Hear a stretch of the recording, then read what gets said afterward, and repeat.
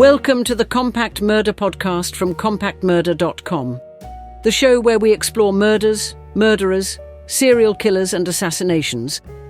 This is episode 56, The Murder of Roberto Calvi.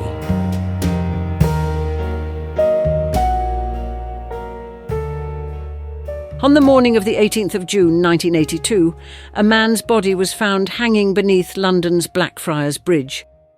He was dressed in an expensive suit, his pockets filled with bricks, and a small bundle of cash, around £15,000 in multiple currencies, stuffed inside his jacket. At first glance it looked like a suicide. But the man was not just anyone. He was Roberto Calvi, chairman of Banco Ambrosiano, one of Italy's largest private banks. Within days, his death would be linked to financial corruption, organised crime, secret Masonic lodges, and even the Vatican. Newspapers soon dubbed him God's banker. The mystery surrounding Calvi's death and whether he jumped or was pushed remains one of Europe's most enduring financial scandals, a story of money, power, religion, and betrayal played out against the backdrop of Cold War politics and Vatican intrigue. Roberto Calvi was born in Milan in 1920, the son of a bank clerk. After serving in the Italian army during World War II, he followed in his father's footsteps, joining the Banco Ambrosiano in 1947. Named after St. Ambrose, the patron saint of Milan, the bank had a strong Catholic identity and close connections to the Vatican. Ambrosiano's mission was simple: promote Catholic business interests and support Italy's post-war reconstruction. But under Calvi's leadership, it became something much more: a sprawling financial empire stretching across Europe and Latin America. By the 1970s, Calvi had risen to the position of chairman, transforming Ambrosiano from a conservative regional bank into a global institution engaged in offshore finance and international lending. His success earned him powerful friends and dangerous enemies. Among his most influential allies was Archbishop Paul Marcinkus, an American prelate who served as head of the Vatican Bank, IOR. The two men built a secret financial network that moved vast sums of money through shell companies and offshore accounts, allegedly funding everything from political movements to covert Cold War operations. If Calvi's partnership with the Vatican Bank blurred moral boundaries, his connection to propaganda due, P2, crossed into darker territory. P2 was a clandestine Masonic lodge led by Licio Gelli, a wealthy and well-connected businessman who described himself as a fixer for Italy's elite. The lodge counted among its members politicians, military officers, secret service agents, journalists and financiers, a shadow network of influence that extended into every corner of Italian life. In 1981, Italian investigators raiding Gelli's villa discovered a membership list of nearly 1,000 prominent names, including Calvi's. The P2 scandal shook Italy to its core, suggesting that the lodge had operated as a parallel government, manipulating politics, finance, and media behind the scenes. When the P2 connection became public, Calvi's reputation and his banks began to crumble. Banco Ambrosiano's empire was a house of cards built on secret loans, shell companies, and creative accounting. Much of its money was held abroad, especially in Luxembourg, Panama, and the Bahamas. By 1982, Italian regulators had begun to unravel the bank's tangled web of offshore subsidiaries. Investigators discovered billions of lire missing, with large sums unaccounted for or diverted into private accounts. In May 1982, Calvi was convicted in Italy of violating currency laws, specifically illegally moving money abroad. He was sentenced to 4 years in prison, though he remained free on appeal behind the scenes. Ambrosiano's finances were collapsing, and Calvi was facing pressure from every direction: the Vatican, his shareholders, and those who had benefited from his secret deals. He feared exposure not just of his own crimes, but of the powerful figures connected to him, including high-ranking members of the Vatican Bank and the Italian underworld. By early June, he fled Italy on a false passport under the alias Giovanni Rossi, He told his wife that his life was in danger. 10 days later, he was dead. On the morning of the 18th of June 1982, a postman crossing Blackfriars Bridge in London noticed a body hanging from scaffolding beneath the structure. The man's suit and shoes were soaked. In his pockets were bricks and £15,000 in cash. Documentation found on his body identified him as Roberto Calvi. The location was immediately symbolic. Blackfriars, or Frati Neri in Italian, translates to Blackfriars, the nickname for members of certain Masonic orders. Some saw this as a grim message, a symbolic execution of a man accused of betraying the secrets of P2. The Metropolitan Police initially treated the case as a suicide.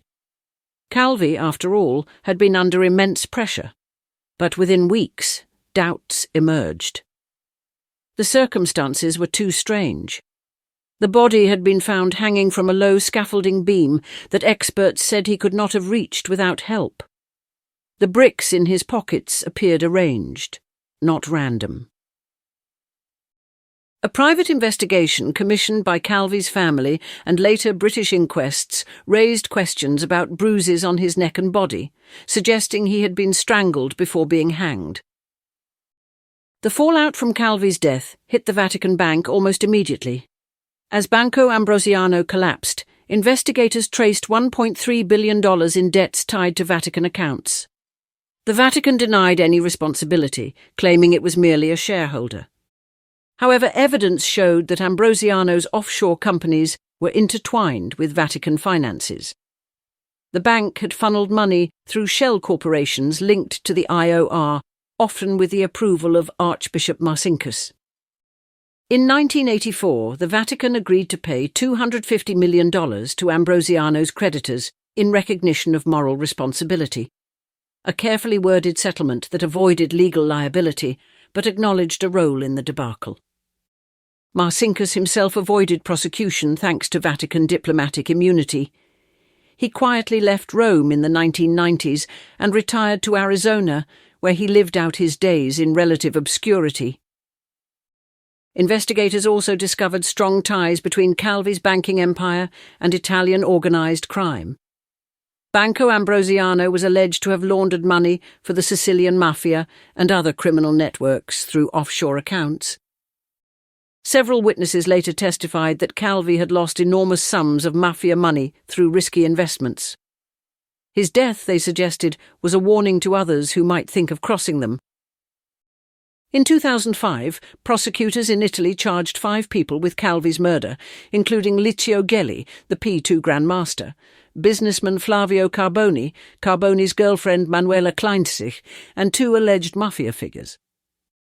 The prosecution claimed that Calvi had been killed in London on Mafia orders because he had embezzled and mismanaged criminal funds. After a lengthy trial, all defendants were acquitted in 2007 due to insufficient evidence. The court acknowledged that Calvi had likely been murdered, but ruled that the identity of the killers remained unknown. Despite the evidence pointing to foul play, some investigators and journalists maintain that Calvi took his own life. They argue that he had lost control of his empire, was facing arrest, and knew he would be ruined publicly. The bricks in his pockets could have been a crude attempt to ensure his body sank in the river, and the cash a final remnant of his desperate flight from Italy. However, forensic evidence from later inquiries undermines this version. A 2003 investigation by forensic experts in Italy concluded that Calvi could not have hanged himself from the scaffolding where his body was found. Tests showed he would have needed assistance to climb the structure, and injuries on his neck were consistent with manual strangulation rather than hanging. That same inquiry, led by forensic pathologist Professor Giovanni Arcudi, reaffirmed that Calvi was murdered. But by then, too many leads had gone cold, and too many witnesses were dead. The symbolism of the crime scene continues to fascinate historians and conspiracy theorists alike. The name Blackfriars reminded many of the Blackfriars, or Frati Neri, of Masonic law, particularly relevant since P2 operated under Masonic cover. The arrangement of the body, the bricks, and the timing all suggested a ritualistic killing intended as a warning. In this interpretation, Calvi was executed as a traitor by his former allies, a man who knew too much and could not be trusted to stay silent. Whether this symbolism was real or coincidental remains debated, but few deny that the choice of location seemed deliberate. Decades later, the murder of Roberto Calvi remains unsolved. His widow, Clara, long insisted he was murdered for threatening to expose financial secrets linking the Vatican, the Mafia, and P2. Her version gained weight as later investigations confirmed the extent of those connections. In 1992, Clara herself was found dead in mysterious circumstances, allegedly after falling from a window in her home, though her death was ruled accidental.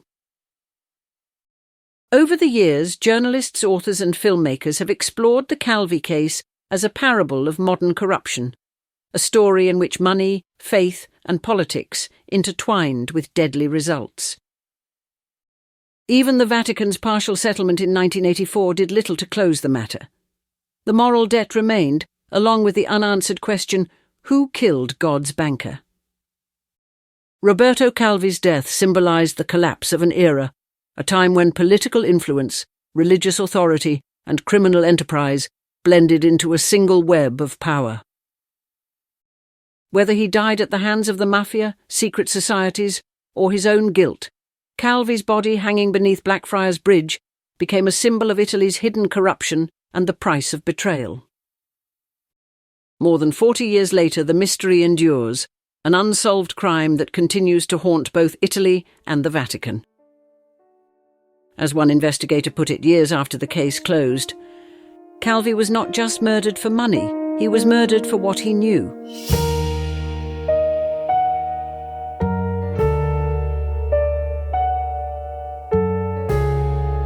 I hope you enjoyed that episode of the Compact Murder Podcast from compacthistories.com. If you did, why not leave us a review wherever you get your podcasts? And while you're there, don't forget to subscribe so you don't miss any future episodes. If you would like to support us more directly, please consider buying us a coffee. Head on over to compacthistories.com/murdercoffee to see how. Also, please check out our other Compact podcasts. You will find them all at compacthistories.com. Thanks for listening. I'll see you next time.